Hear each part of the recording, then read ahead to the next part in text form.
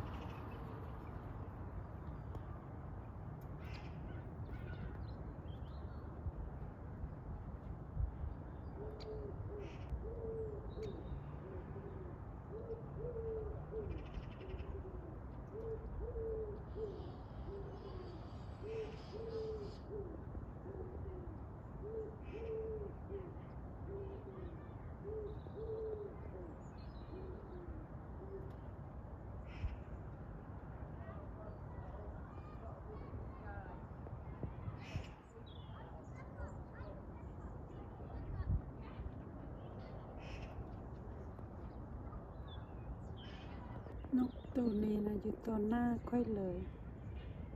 มันมาเบิ่งตะเว้นขึ้น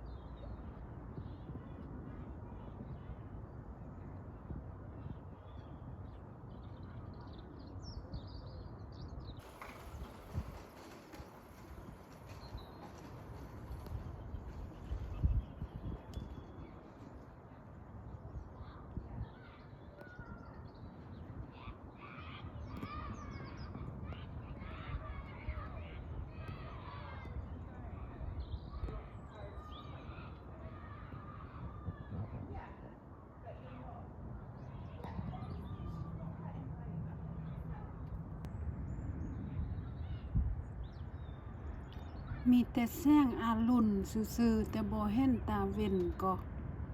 ตาเว้นบ่ขึ้นมาซ้ำเห็นแต่แสงอรุณแสงอรุณวันใหม่ได้สดใสหมู่นกกา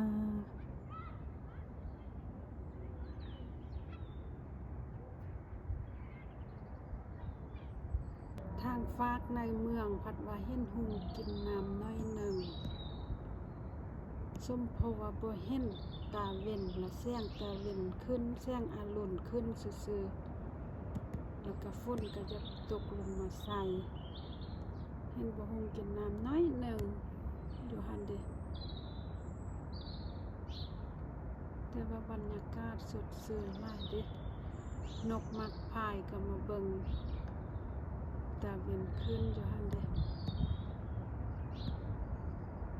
ได้หูกินน้ำเบิ่งตาเป่างามกว่า